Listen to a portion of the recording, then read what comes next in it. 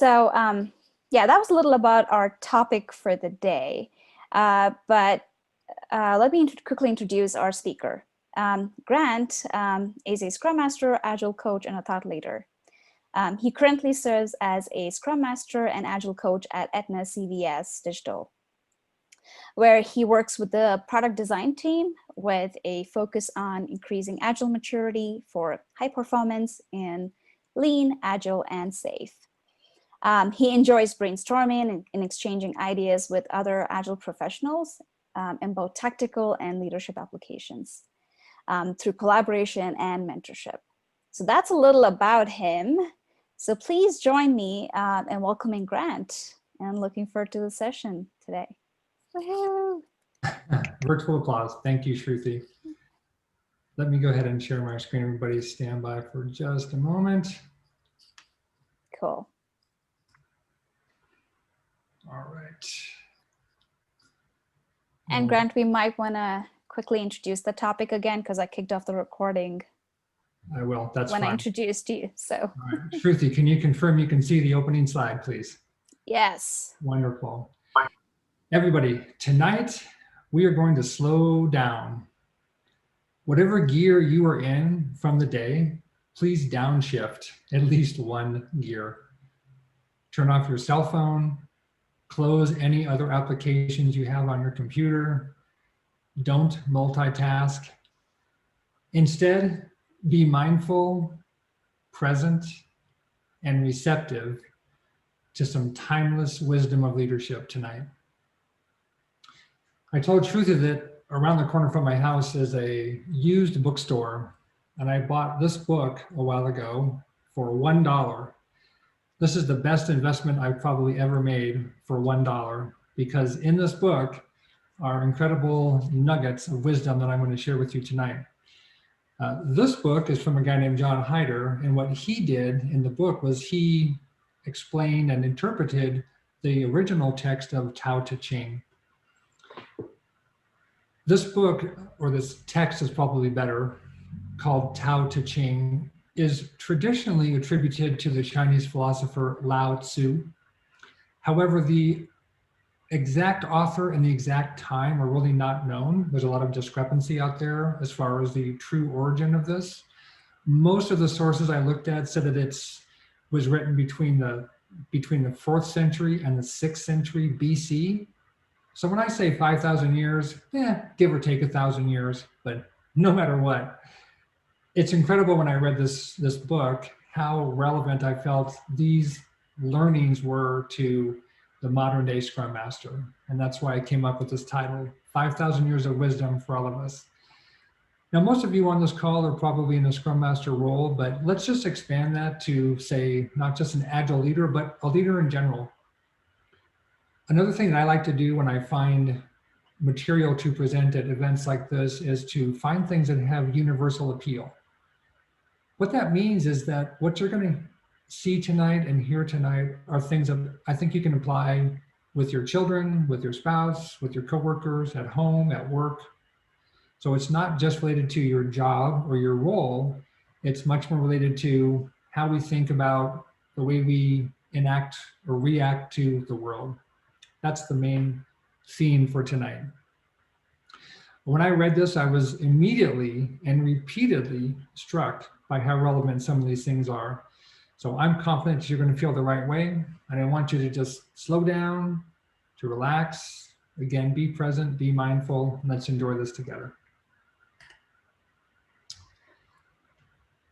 This is the actual book here, the Tao of Leadership.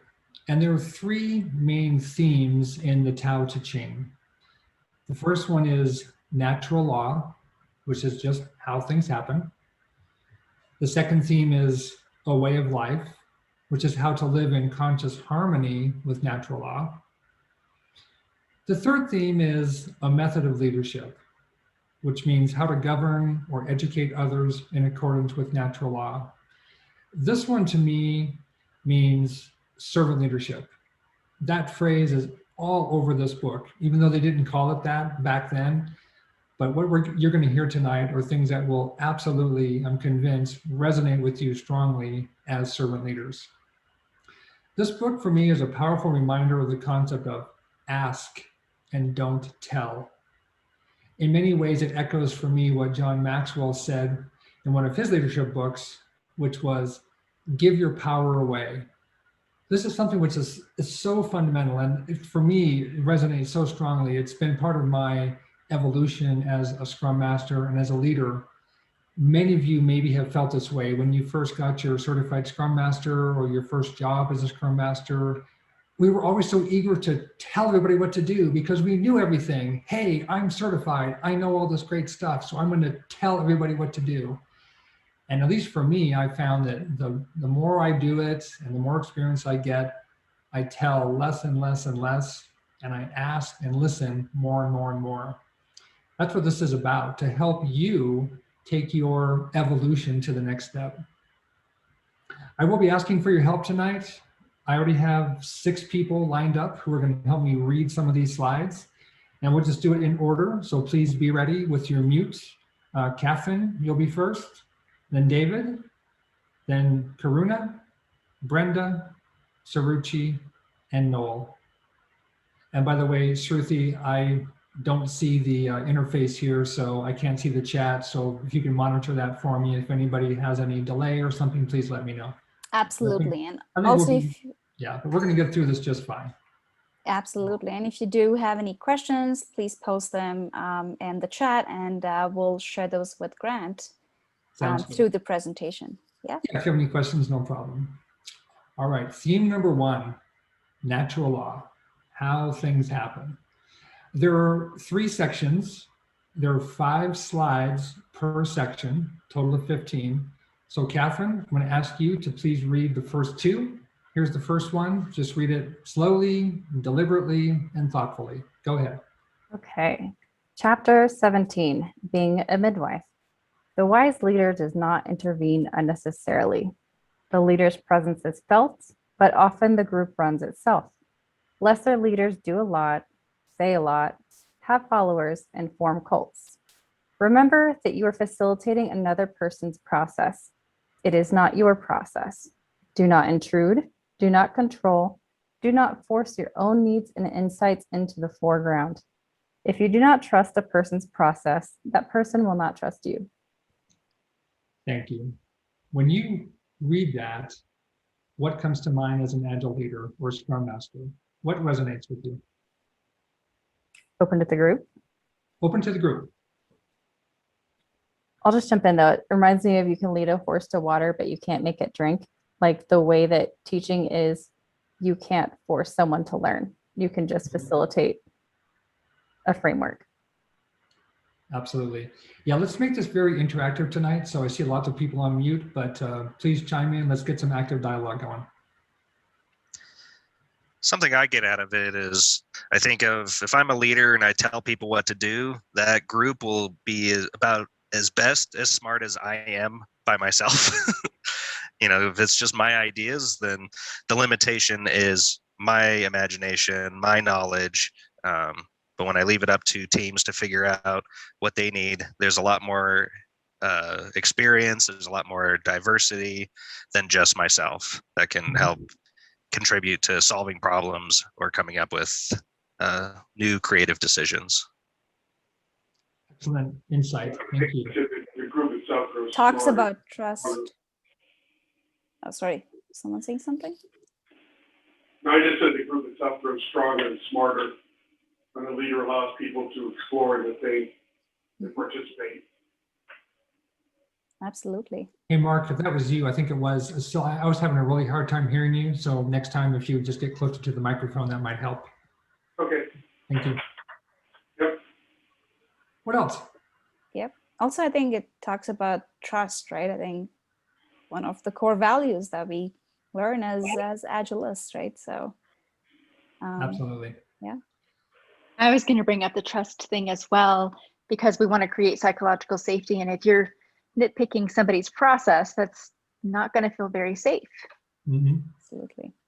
Also, we have some comments in the chat as well. Jamie says, reminds of that self-organizing concept. Yeah, when I read this, Self-organizing. yeah, a couple things came to mind. For me, it's about guiding and mentoring your teams. It goes back to not directing, not telling, but you are leading them in a different kind of way. We are the facilitators of ceremonies. I take that role seriously when I say that I facilitate all the different ceremonies, for example, because I'm there to create the kind of energy and collaboration and interaction that the team needs to be successful, and the culture. So I think this is about helping them find their way. All right, thank you, Catherine. Let's go to the next one, please. Whoops, stand by. Go ahead. Chapter 29, the paradox of pushing. Too much force will backfire. Constant interventions will spoil a group. The best group process is delicate. It cannot be pushed around. It cannot be argued over or won in a fight. The leader who tries to control the group through force does not understand group process. Force will cost you the support of the members. They think that their leadership position gives them absolute authority, when in fact their behavior diminishes respect. The wise leader stays centered and grounded and uses the least force required to act effectively. What resonates with you about that one?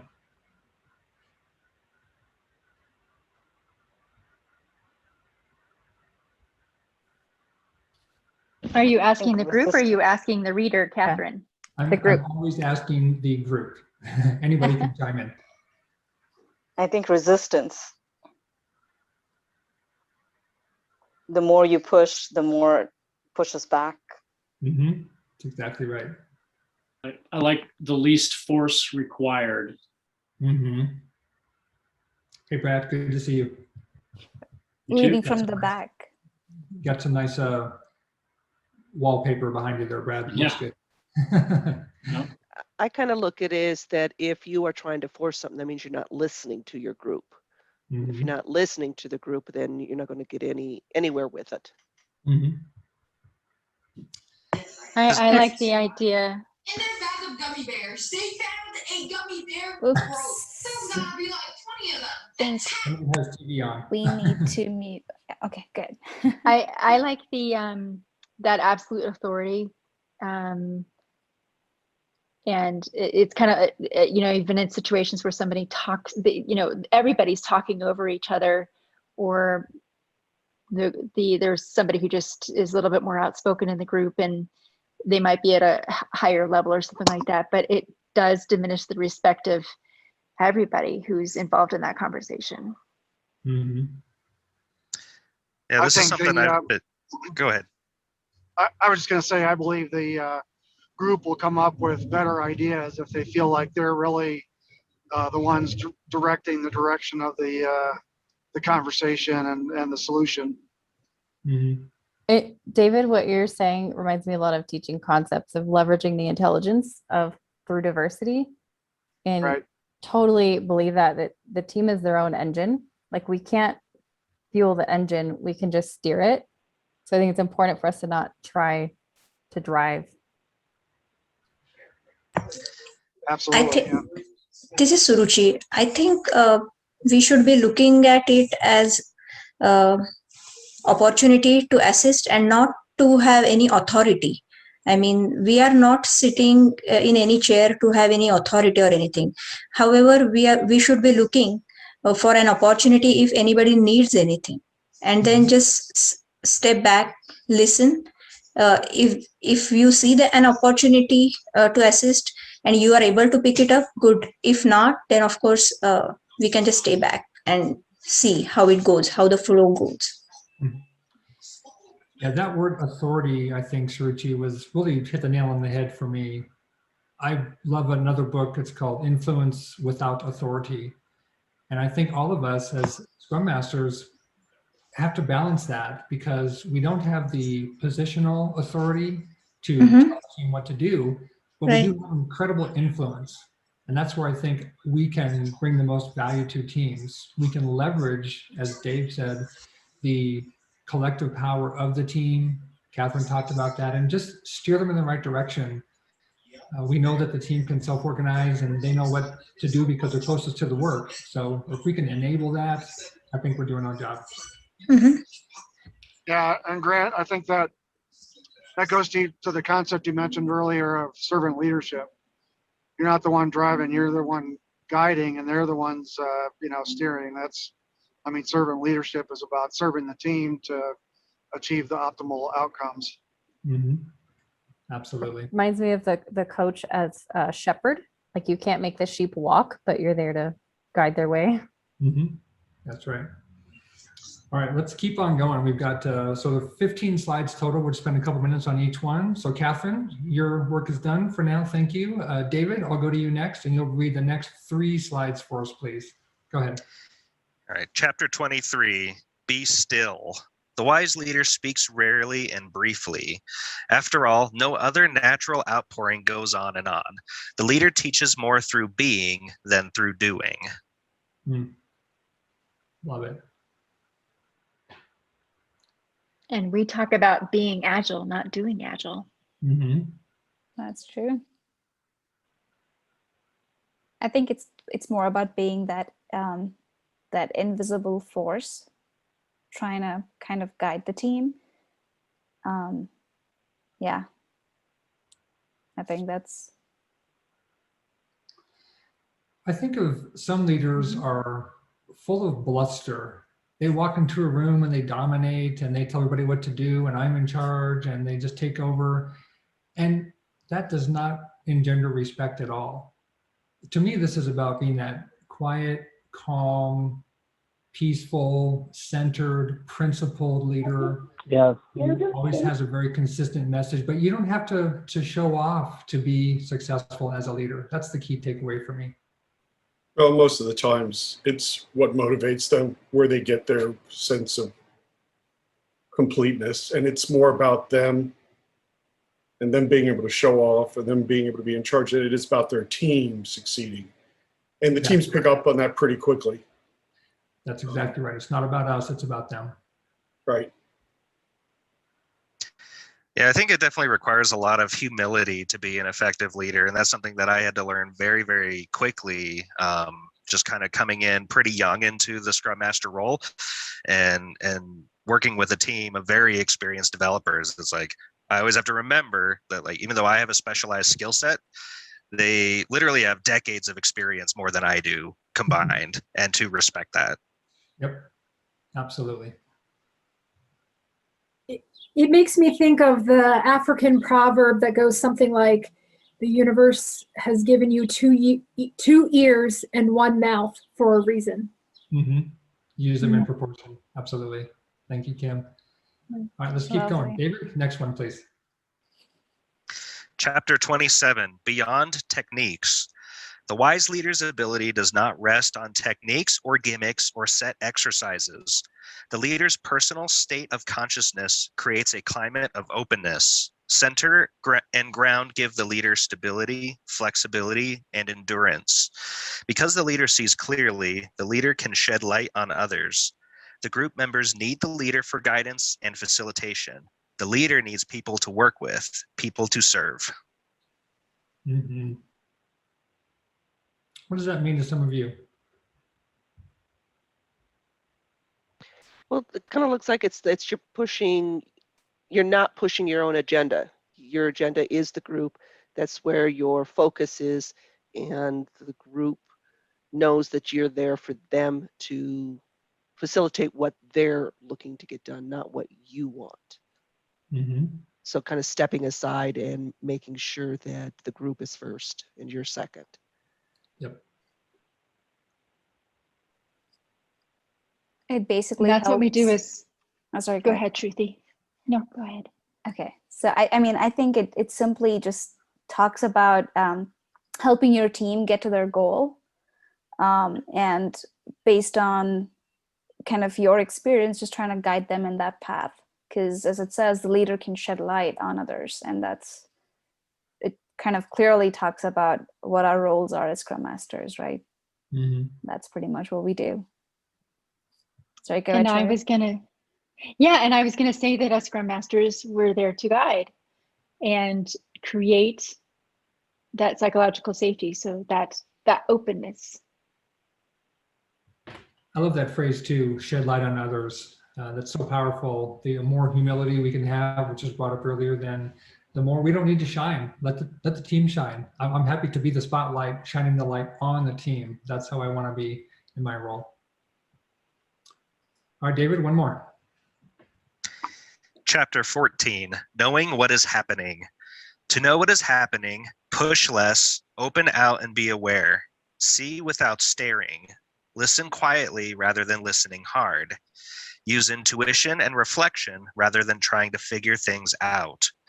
The more you can let go of trying, and the more open and receptive you become, the more easily you will know what is happening. Nugget upon nugget in there. What do you think? I'd like to know a little bit more about what listening quietly means versus listening hard. What do you think it means, Sherry? I don't know. I'm really trying to listen hard right now. I don't know. I'm not really sure. I think it means asking. listening for a keyword or a phrase or something that's a trigger versus just taking in what people are telling you and trying to understand their approach or where they're coming from. I think it also means suspending your preconceptions, maybe. And Microsoft ties in with the agenda, like where you're listening for the other person and what they're saying versus trying to figure it out necessarily or lay judgment. Or create meaning or subtext.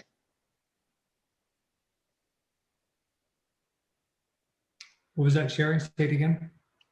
I was just echoing what Jamie was saying, or maybe even creating some meaning or subtext to what people are saying. Like it's so if you stay curious and continue asking questions to understand them, seeking to understand, and listening hard would be like you're making up your own story with things that they're saying, maybe.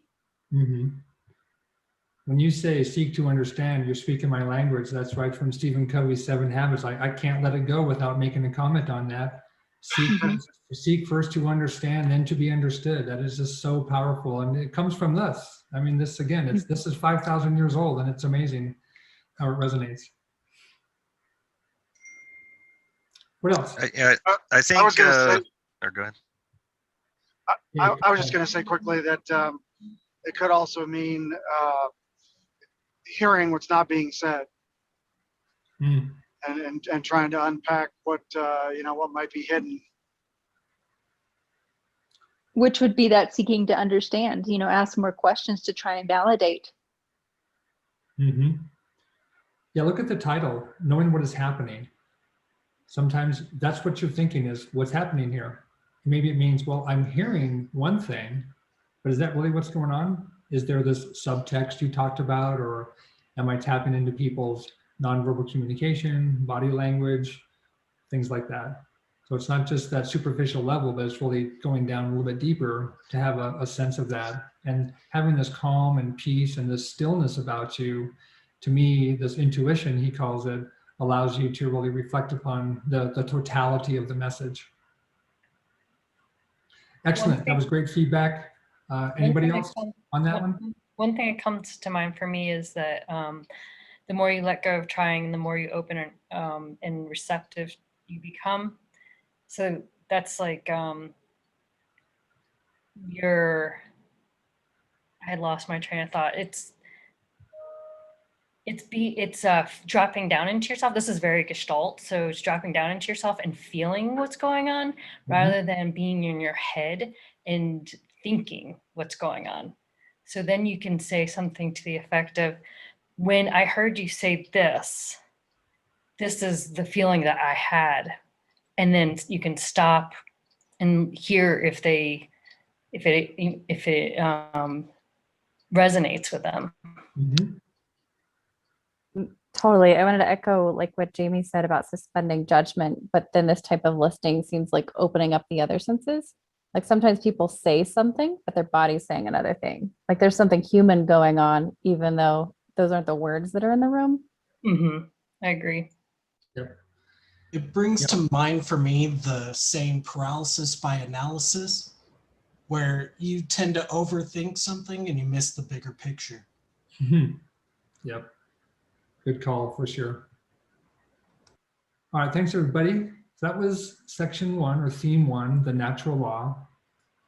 The next one is a way of life, which is how to live in conscious harmony with the natural law. We've talked about what that is. We've had a lot of context around that.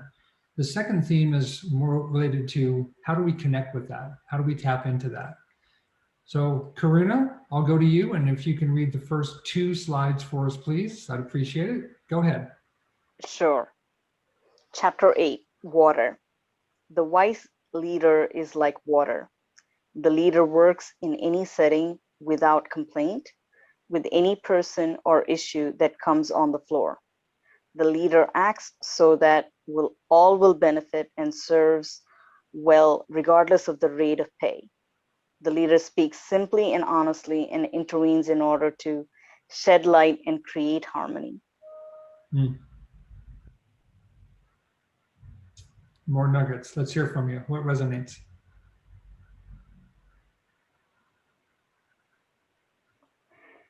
As it says, water, free flow.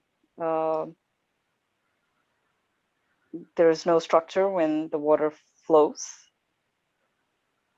And you can't hold water. Mm-hmm.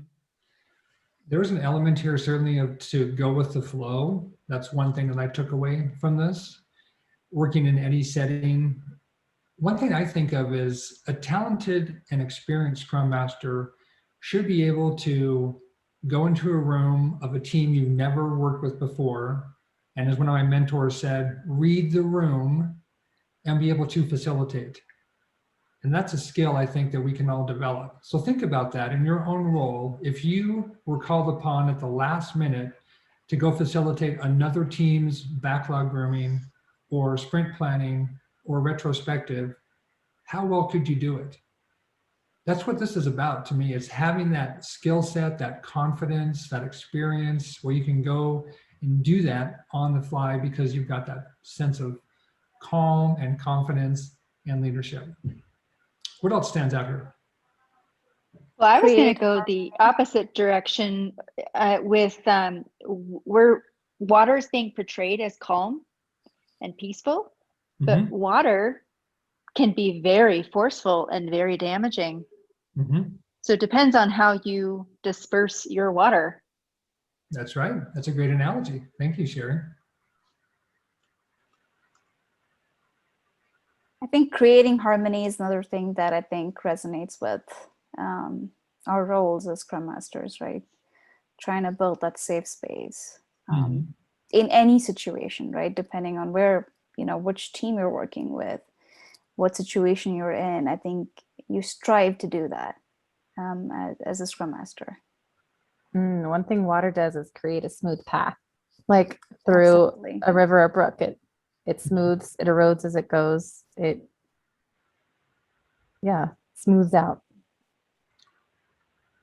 I was intrigued by this word intervene, because when we read that word, you think of something that's conflict. That's kind of what I think of immediately is, oh, someone's going to intervene in something and they're going to disrupt that flow. But notice here it says you intervene only in order to shed light and create harmony. That's our role. And this goes back to what we talked about earlier of letting the team self-organize. Many times, wouldn't you all love to get to that point where you could just introduce the first 60 seconds of backlog planning and then just sit back and don't talk for an hour and the team just completely does it all by themselves? Wouldn't that be fantastic? That's what I'm looking for in high performance teams. So when do I intervene?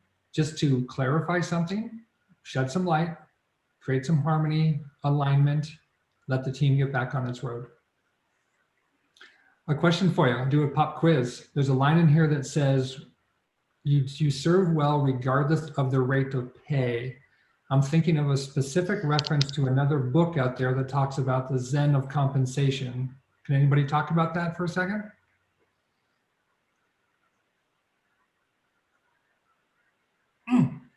Author was Daniel Pink.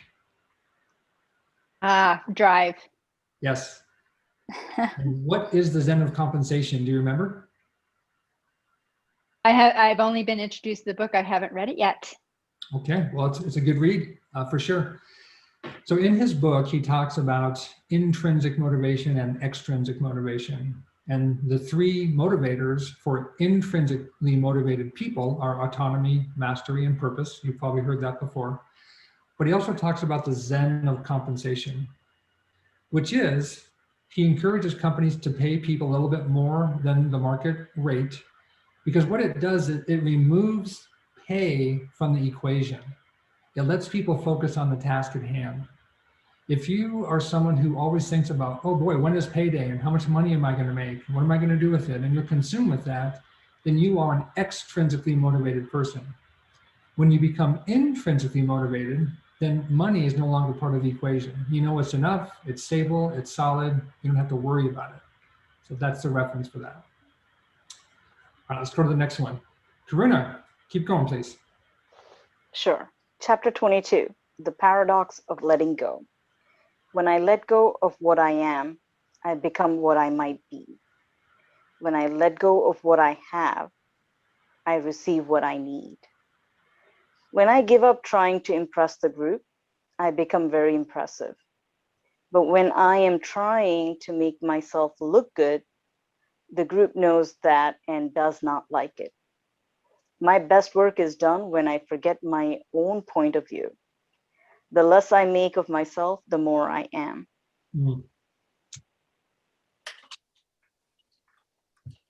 Let me hear from you.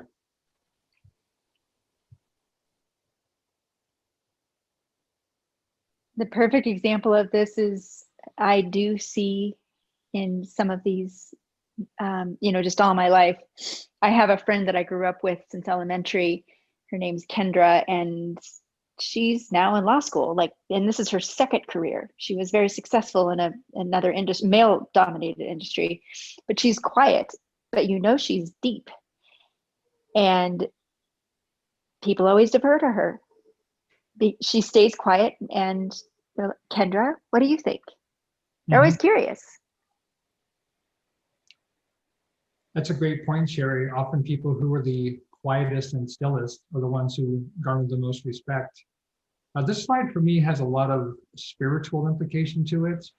Maybe some biblical references in here. I think a biblical reference is still waters run deep. I think it comes from the Bible. And that's what I think of with this, is that people who just have that calm about them, they're just attractive. They just naturally have this aura about them of this oracle of knowledge, and you want to tap into that. That's what I think of. What else? I also think of when I let go of what I am, I become what I might be, that it's more of maybe what I believe I am, right? I believe I am not good at sports. If you believe that, then you're not giving yourself a chance to become better at it. Something like that maybe is letting go of some of those things that we might self-inflict upon ourselves. Kim, you're talking about the book Mindset by Carol Dweck, the growth mindset and the fixed mindset.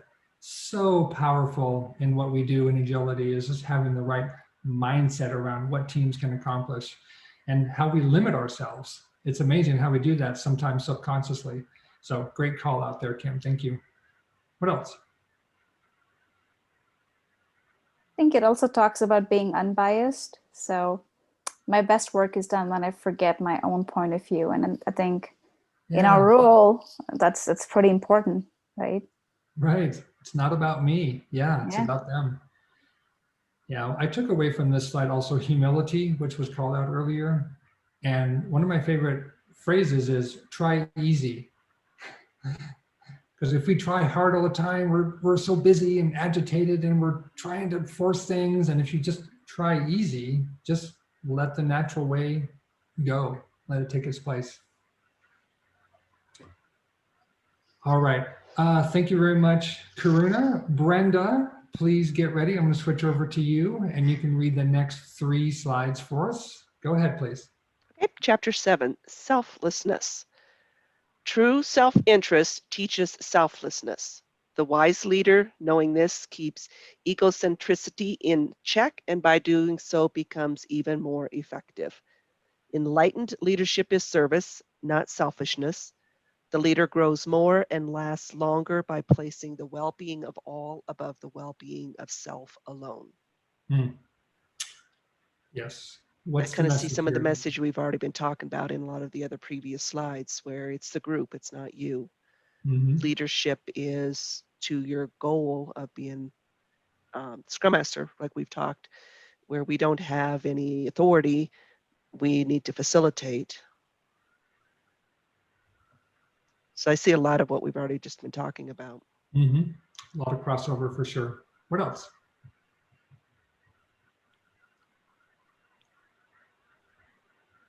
It's quiet, Grant. I'm just over here nodding every time. Yes.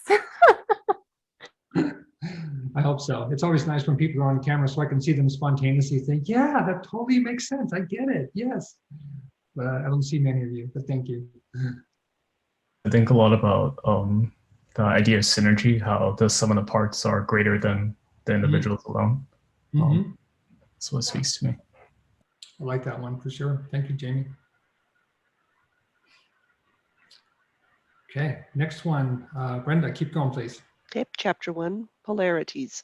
Knowing how polarities work, the wise leader does not push to make things happen, but allows process to unfold on its own. The leader teaches by example rather than by lecturing others on how they ought to be. The leader knows that constant interventions will block the group's process. The leader does not insist that things come out a certain way. The wise leader does not seek a lot of money or a lot of praise. Nevertheless, there is plenty of both. Go figure. What resonates with you there?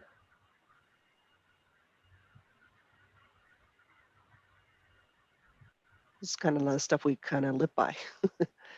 We don't lecture, we don't intervene, we don't expect a certain outcome. We are there just to facilitate. I love the part that says the leader teaches by example. This is something I really take to heart as a leader is how can I model the behavior I want to see in other people? I think about that all the time. How I speak, the amount that I speak, what I say, how I question as opposed to tell.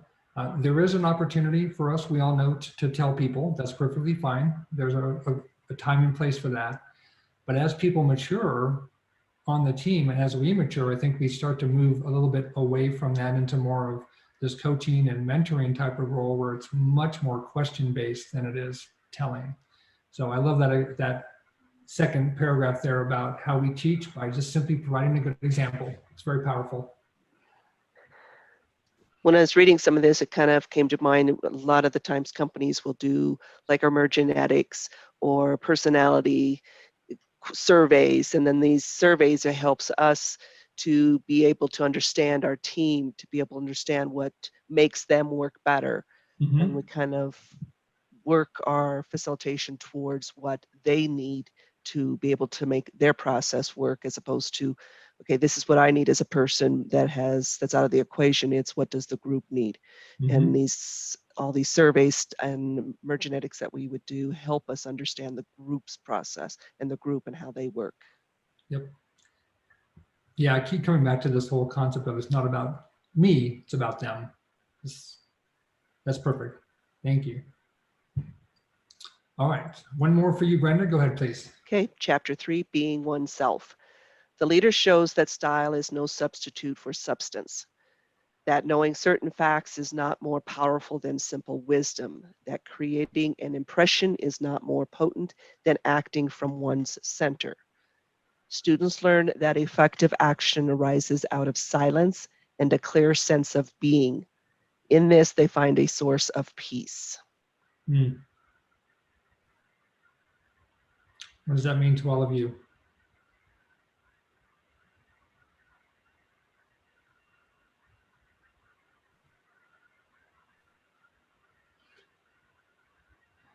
First thing it means to me, just in the title, is authenticity. I think that's so incredibly powerful if we can be authentic. Catherine, I think you've used this term before where our whole self shows up every day. And that's what we want. We've kind of been forced to reckon with that with COVID and remoteness. Is we see people's cats and their kids and their bedrooms and things like that. And so we're getting a little bit more of this rounder picture of people. And that's perfectly fine. We want to allow people to be themselves, to not conflict with them, but how can we harmonize with them in an environment that allows them to do their best work? That's what I think about a lot as well. It just reminds me of instances where there was perhaps a lot of change or chaos, and like coming from that centered space of we're going to be okay, and just trying to share that feeling with your group, like that sense of being like we are all human trying to be in a professional world, but sometimes we just need that centeredness to come through with our group. Yep. I think it also kind of goes back to humility. When I think of humility, I think that true humility is recognizing yourself as for what you are. And so it's like if you're going to try to sound like you're more of an expert than you are, someone who is more of an expert than you is going to know right away and call you out, and then you lose all your credibility. But it's also recognizing the strengths that you do have and using those strengths and those gifts to serve the team. It is about being true to yourself and not trying to pretend to be something that you're not. Yep, authenticity. That's right. But even where you have a strength, it's more about using your strength to help someone else get there, not just to tell them, but to ask them the right questions, to get them to think through the process. So if they're coming up with an answer that's less than optimal, how do I get them to understand how they could have approached this differently? And I think that's really the challenge, because it's so easy to want to just jump to an answer that you already know is the answer. But that doesn't help anybody. It doesn't create a situation that's better the next time around. I love the second sentence here that says that knowing certain facts is not more powerful than simple wisdom.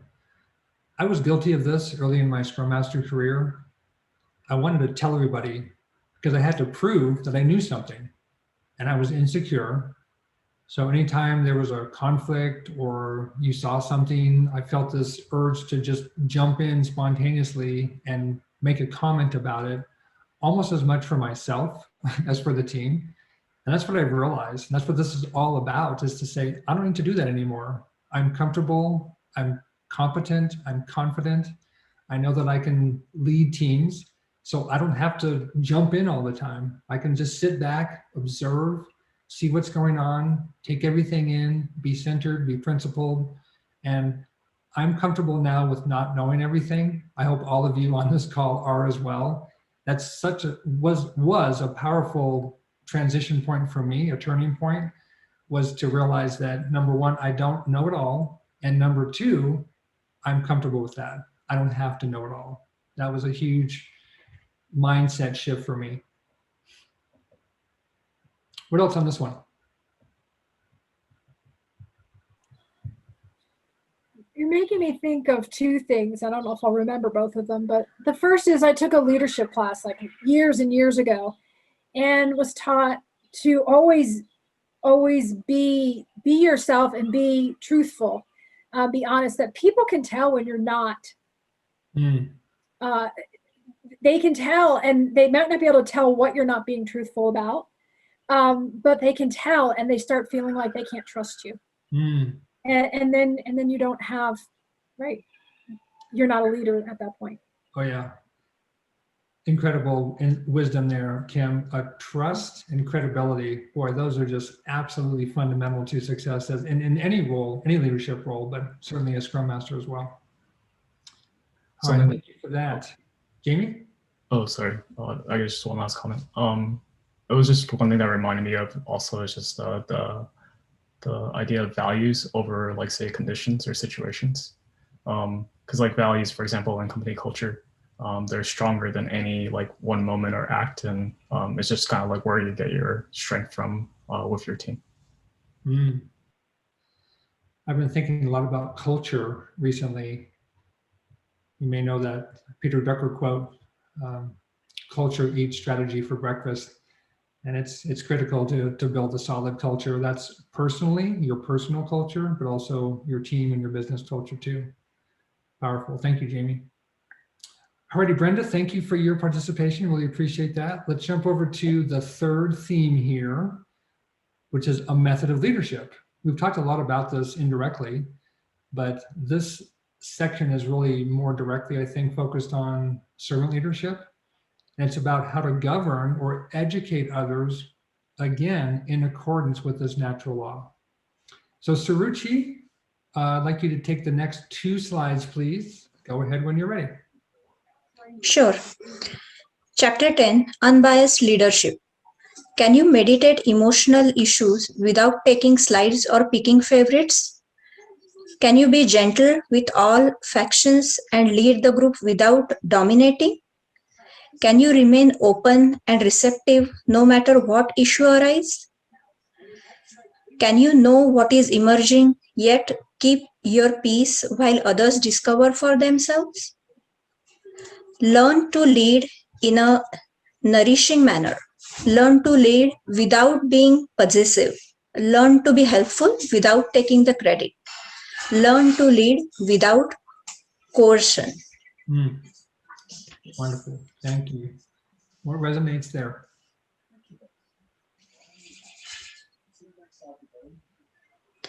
One thing I would like to call out about this is it's not only about product delivery or the task. The first line clearly indicates that we need to be personable as well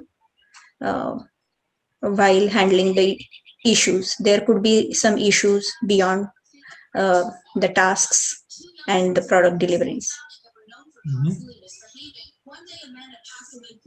I experienced this when I kind of first started at my current position, where the Agile practice was very like Wild West.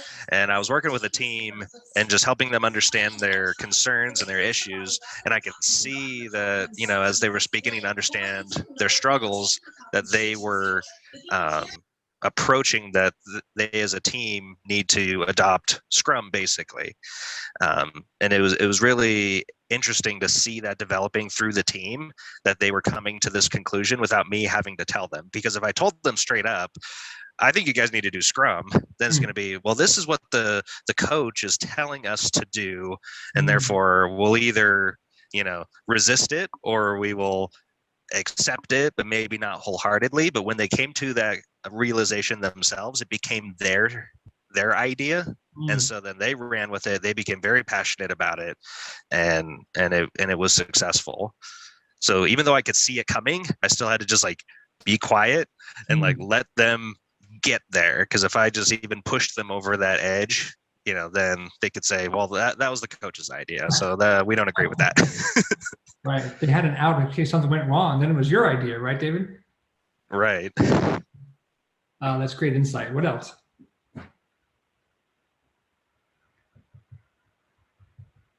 No, it's so true. So true. It reminds me of teaching you. They have to discover it for themselves and have that sense of discovery and ownership. And even though you can see it, sometimes it's like biting your tongue to be like, yep, I can see their destination, but you have to let them walk their path. Just show them the way. That's right. Yeah, I think about emotional intelligence when I read this slide. It's a pretty broad topic, of course, but it's the ability to tune into other people, to be sensitive to their emotions and just how they're feeling about things. So leadership to me is certainly part of that. It's this top 2 here about not picking favorites, not dominating, and just being open and receptive. That kind of came up earlier when we talked about reading the room and that subtext about you may hear one thing, but maybe there's something more going on underneath that. It's all part of that to me. All right, let's jump ahead to the next one. Suruchi, next one, please. Chapter 9, a good group. A good group is better than a spectacular group. When leaders become superstars, the teacher outshines the teaching. The wise leader settles for good work and then lets others have the floor. The leader does not take all the credit for what happens and has no need for fame. Mhm. What do you think about this one? It reminds me, I'm not a parent, but it reminds me of parents. You know, you see some really exceptional human beings and you meet their parents and you're like, good job. You know, like you were a good role model and example and created a really awesome human. I would gotta say here, I'm puzzled by the first sentence. If I leave the first sentence out, I really like this, but I'm really puzzled that I'd really love to understand what the author meant by that first sentence. Because the rest of it seems like a separate topic here. That makes sense to me too, Brad. I've been thinking about this. One of the topics I've been putting a lot of thought into recently is high performance teams. And what constitutes a high performance team? So when I first read this, I think, wait a minute, I do want a spectacular group. I want someone who's just killing it all the time and is fantastic and leading in every kind of metric. But then when I read the second sentence, that's when I check myself and realize, okay, I don't want to be the one who dominates. It's not about me. But right. I see your point. Yeah, I understand that. It seems like the implication here is the only way for a group to be spectacular is for the leader to be a superstar. I guess I wouldn't agree with that. Anyway, it's just an interesting point to me, and if I could talk to the author, I bet we could have a great conversation about what was really meant by that first sentence here. It's been translated, I'm sure, many times over the years. That's true. Maybe it's a different translation in different texts, but that's a good call out for sure. Yeah, kind of what I'm trying to understand out of those kind of first two sentences, when the leader becomes a superstar, it's like when I think of a superstar, it's someone who tries to draw a lot of attention to themselves, you know, not trying to make any character judgments or anything, but it's like they want to be recognized and seen as a star. And so in order to do that, you have to have that spectacular group. And so that could result in, you know, maybe you overwork in that group or putting too high of demands on that group. Which ultimately will not be sustainable. And so if the purpose of trying to have that spectacular group is for the leader to shine, that seems to be like a disordered motivation for that leader.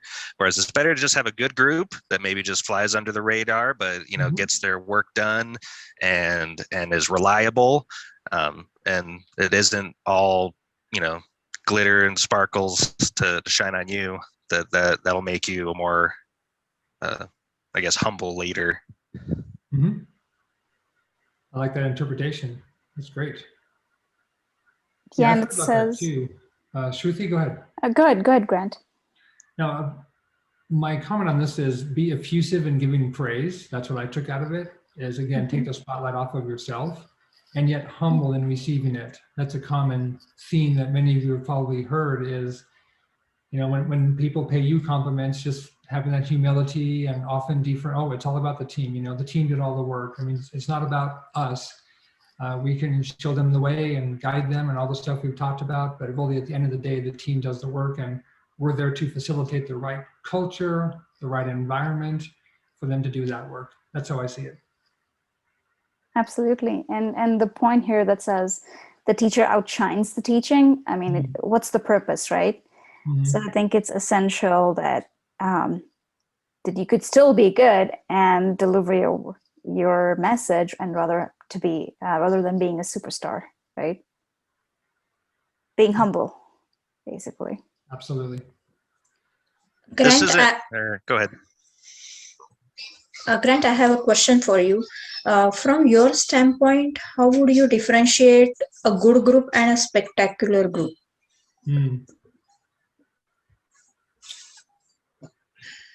I don't know that I have a set answer for that. It's a good question.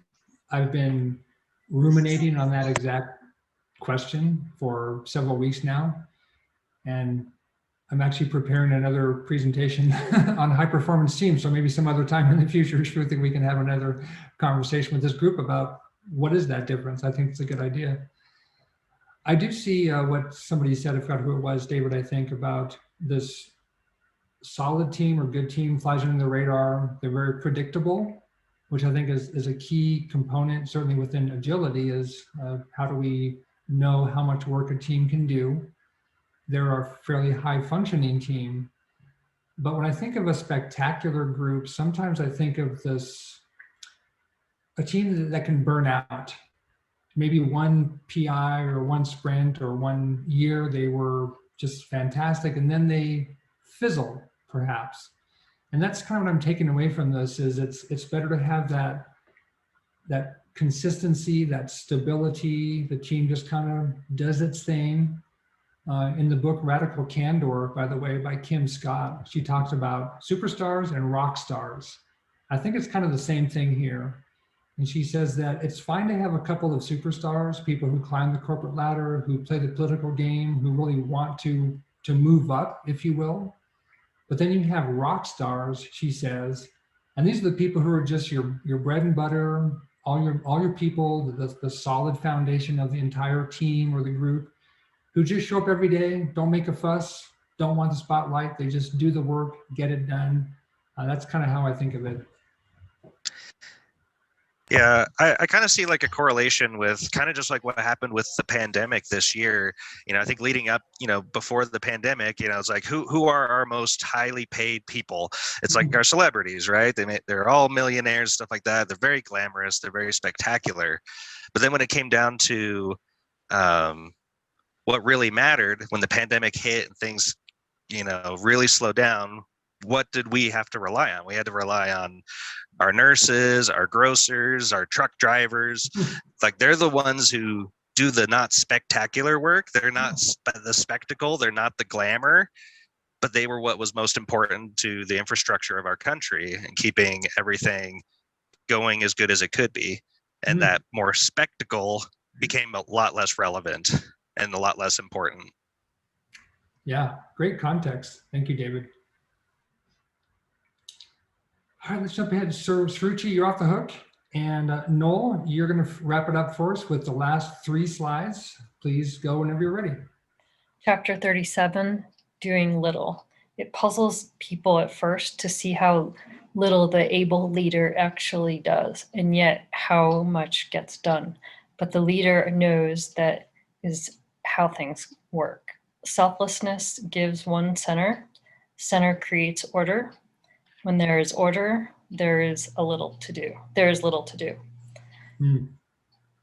And this makes me think of Celeste Headley's book, Do Nothing.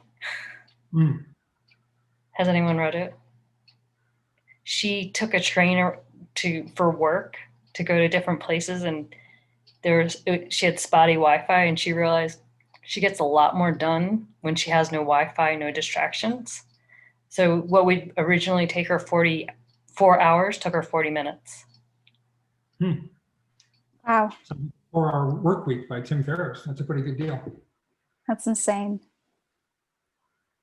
Can you post that book in the chat, please? Yes, hold on. I'll look it up. Thank you. There's a great quote out there. I was actually looking for it in the book. Lori Langston has it taped to her monitor. I wish she were here to read it, and I'm struggling to find it, but there's I'll keep looking. There's a wonderful quote that is about this. It's not in this chapter, but I'll see if I can find it while we're chatting here. And I think it aptly summarizes all the stuff that we're talking about. All right, next one. Noel? Chapter 28, A Warrior, a Healer, and Tao. The leader can act as a warrior or as a healer. As a warrior, the leader acts with power and decision. Most of the time, however, the leader acts as a healer and is in an open, receptive, and nourishing state. A brilliant leader does not make every possible brilliant intervention. A knowing healer takes time to nourish self and as well as others. It's good advice. What does it mean to you?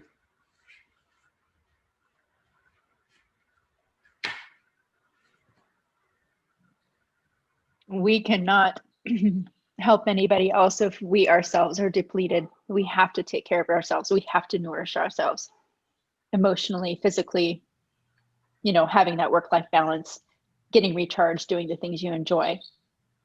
Like the airline says, put your mask on first and then assist others. Yes. I've heard that same story a couple times out there. Yeah. Yeah, this is something that I've actually thought about quite a bit. It's this concept of, in order for me to be the best leader I can for my team, I need to take care of myself. I need to be centered. If I show up frazzled every day, if I'm stressed out, if I'm just going from one thing to another, you know, in a mad rush, if I'm living in Covey's quadrant 1 all the time of urgent and important, then I can't devote the kind of mental energy and mental calm that my team needs. To me, it goes back to leading by example. And that means I want to show up early for every meeting, just something as simple as that. I want to be there when everybody else joins the meeting. I want to be able to just chat with them casually. I'm not in a rush. I'm not stressed out. Sometimes we have to fake it a little bit. I admit that, because we can be stressed. But getting back to Stephen Covey, if you've read his book, The 7 Habits, or habit 8 is sharpen the saw, or I guess it's 7, sharpen the saw. And it's this idea of self-care, and not just by getting exercise and sleep, but how we train our mind as well. Back to the mindset idea. It's so important for us to really think about bringing our best selves to work with our team. That's what resonates with me about this. If I can speak to the brilliant warrior piece of this, I see it kind of calling back to the previous statement about the superstar leader, and how I'd say as a Scrum Master, there's a good shot that you could catch potentially every possible thing that could derail your team. But then if you catch everything and you aren't wisely picking your battles, what happens if you're absent? Does your team ever learn how to self-organize? So that's what I get from the brilliant warrior piece. Great call. Yep.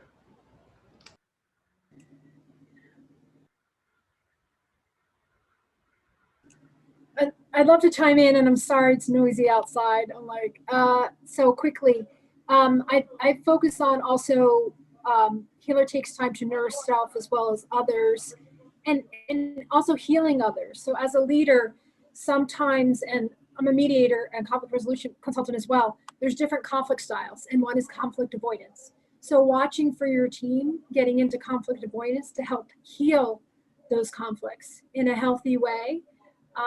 As well as maybe if they're not conflict avoidant and they're yelling, being able to heal that situation before it causes more scars and more irreparable damage.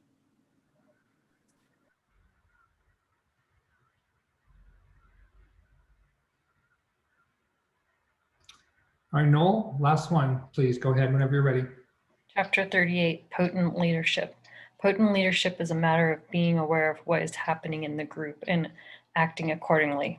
Specific actions are less important than the leader's clarity of consciousness. That is why there are no exercises or formulas to ensure successful leadership. Leaders who lose touch with what is happening cannot act spontaneously, so they try to do what they think is right. But the wise leader who loses the sense of immediacy becomes quiet and lets all effort go until a sense of clarity and consciousness returns. What does that mean to all of you?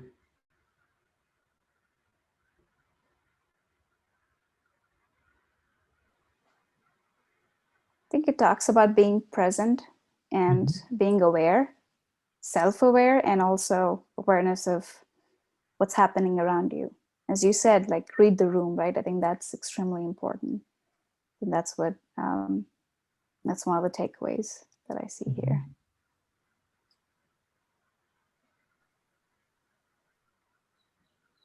I think it's a good follow on to the last one we just talked about, because you need to be aware of yourself.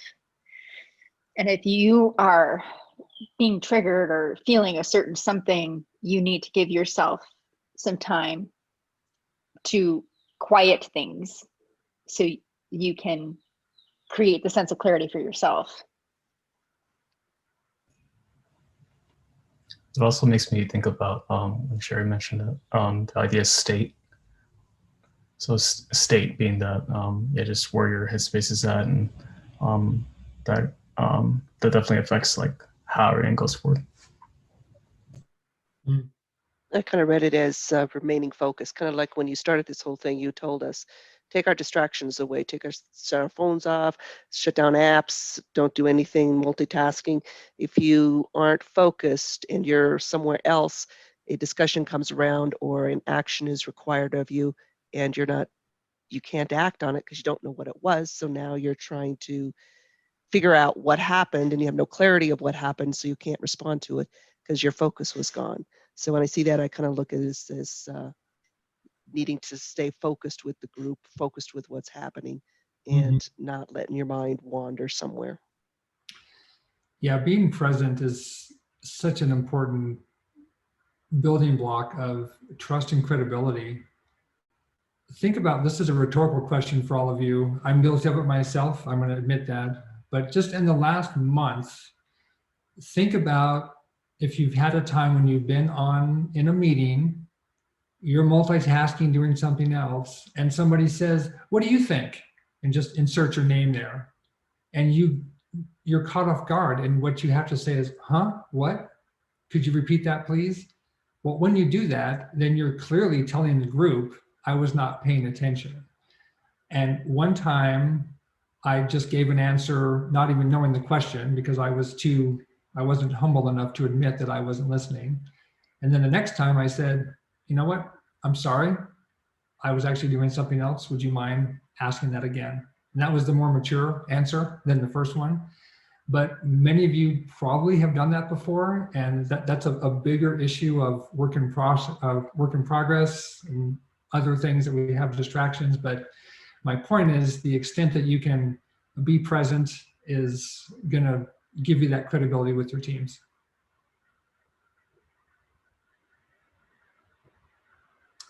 Just one more thing for me, I'd like to chime in. What I liked about this is I think it's sentence 2 there. It says, specific actions are less important than the leader's clarity. You don't always have to do something. This is another incremental step in maturity, I think, is you may be listening to a team, you're absorbing everything, and your natural instinct is, oh, I have to do something. I have to say something wise or make some grand gesture or fix this or something like that. And I don't think that we have to do that. People respect that. Brene Brown in her book, Dare to Lead, talks about this concept of, can I circle back with you tomorrow on that? If you're not prepared to answer something right then and there, then at least you can acknowledge it and say, you know, that's a great point, good question. I'm not really sure how to respond to that right now, but can we circle back on that? If you do something like that, it gives you an out, it's legitimate, it's just fine. People will respect that. But I have to learn to not always want to just do something or say something. I can just be quiet and be calm and let it kind of just play out. So I like how Shruti was saying, like, read the room, and also like feel what's needed and what the root cause is. You know, like, don't just have a rash, like, oh, you asked for a thing, I'll give you the thing. Like, take the time to feel like what's needed here. Yeah, that's having that stillness and quietness to be able to get to see beyond that superficial level. Absolutely. Yeah. All right, folks. Yeah. Was there one other comment? There was. I think Sherry, I love what she has in here. I think we should. Do you want to share it with the group? She has it in the chat. Well, I was following on what Kim said, taking responsibility, ownership, and he was echoing what Grant was saying. But I have personally gained tons of respect and trust immediately when anyone is accountable and takes ownership. It makes them so human. Absolutely. Love it. Thanks for sharing that, Sherry. And Kim. Yes. Yeah, Kim inspired it. Yeah. This is our last slide. And what I'd like to do to wrap it up is to ask everybody to think about one thing you took away from this material that you will incorporate into your practice as an Agile leader. If you're not comfortable calling it out, that's fine. Shruti, you can monitor the chat. If people are more comfortable putting it in there, that's fine. I'd love to hear it. And not everybody has to say something, but I want to take the last 2 minutes or so and just ask people, based upon what you've heard, what's one lesson or principle or idea or tactic or mindset, one thing that you think will apply to you as a leader? What do you think? I think be humble. Humility. Simple as that. Yeah, humility. I think maybe not trying to be quite so forceful and drive and direct the conversations as much, and let the team arrive at the optimal outcome. Good one. Yeah, I was going to say the same thing, being calm, especially in stressful situations. Yeah, that's such a key. If you can calm your team down, if everyone's stressed out about something, some big announcement with a change in leadership, for example, or a change in structure, if you can be that rock for them of calmness and calm, cool, and collected, oh man, you get some major points, major deposits in your emotional bank account for that one. Yep. What else? Kim has a note here in the chat. Reduce multitasking, especially during meetings, to be more present. Yeah. That's what I need to do better at too. I think we all have a takeaway there, I guess, most of us.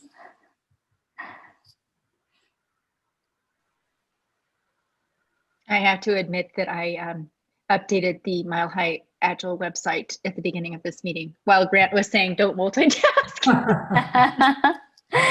Sherry could sneak one in just on time. Thank you, Sherry, for your honesty and your humility. I appreciate that. Jimmy here says, like the idea of try easy and then sort of try hard. Yeah. Also, I like the idea about. Yeah. I'm sorry. Sorry, go ahead, Suruchi. Yeah, I like the idea about it's more about them, not about you. That is a good takeaway for me. Yeah, I thank you for the reminder, whoever said try easy, because that is a paradigm switch, a way of looking at something. It's kind of that concept of a triz, like let's do exactly the opposite. And it helps you rewire your brain a little bit. Grant, I'll add. Oh, sorry. One nugget I'll share with you that has worked wonders for me is if you ever get stuck with something, just ask one of two questions. One is, tell me more about that. Or two is, what do you think? That will shift the ball back in the other person's court. It's not in a defensive or confrontational way. You're just asking for more information. That will give you more information, number one, and allow you some time to think as well. What else? Who was saying something? Sorry, I was just going to add my takeaway is probably do less. Like there's multiple things where I'm like, we can do a workshop to help the team move through this. And then by the time we vetted it with everyone, it kind of worked itself out. Yep.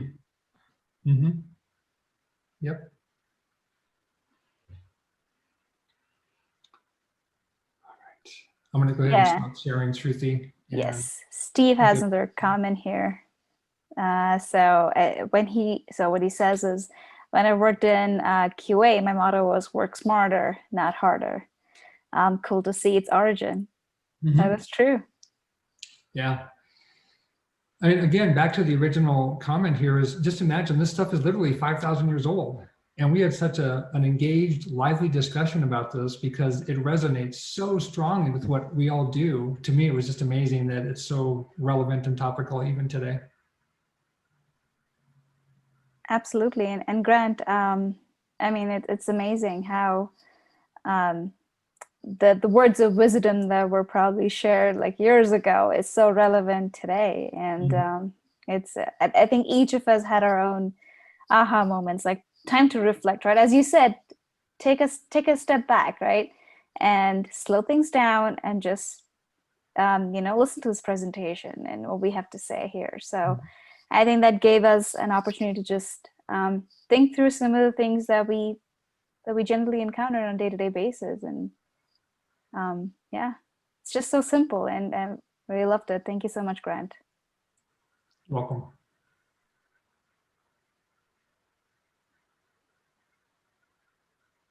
Do we have any other questions for Grant? Any other comments? Well, this is a wonderful presentation to share with leadership, I think, when we're going through an agile transformation. They don't like I literally was talking with leadership today with my group, and he's like, yeah, I'll just take this training and then we'll have the Scrum Masters and the product owners trained, and nobody else needs to be trained. So I had to kind of talk them through that. It's like, hey, this is an ecosystem, and they need to kind of understand how they contribute to this whole ecosystem. Anyway, this is wonderful, and I really do hope you are open to sharing out the slides, because it will be really wonderful to get this out into the world. Absolutely, that's a good segue, Sherry. So we will be sharing this recording as well as some materials from this presentation at the end of the month. So I think we have all the information through Meetup, so we'll be sending out an email to you guys here in a couple of weeks.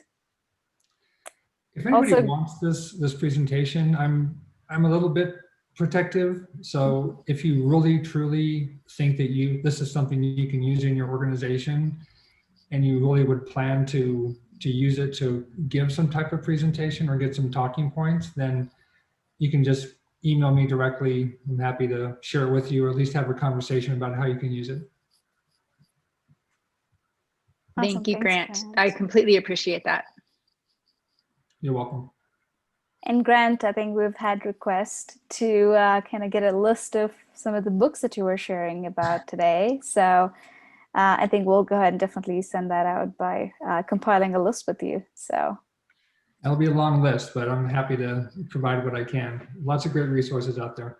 Absolutely. And whenever I chat with Grant, there's just so much for us to really, for me to learn from him. And he keeps talking about these different books. I'm like, oh my God, I just need to read like even a short snippet of it to understand like what the book has before I dive into the book. So he's really amazing.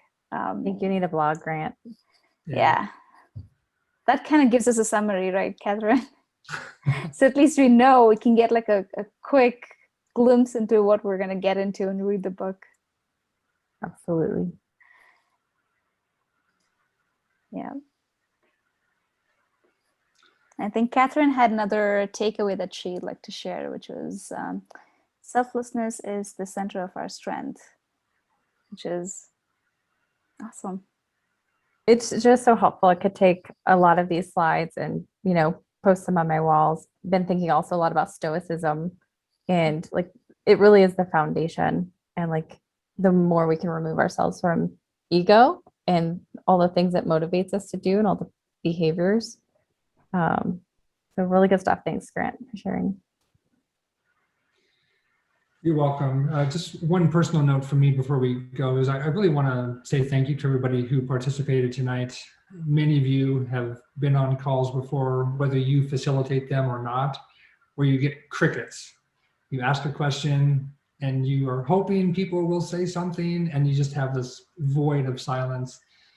We didn't have that tonight at all. We had some very lively discussion. Everybody pitched in, and I really appreciate that. So wanted to say thank you for everybody for participating. It makes a difference for sure. Absolutely, and it was really interesting to hear everyone's perspectives, and I think that helped us kind of drive the conversation. So really appreciate it. Thank you so much for your participation. Do we have any other final questions for Grant?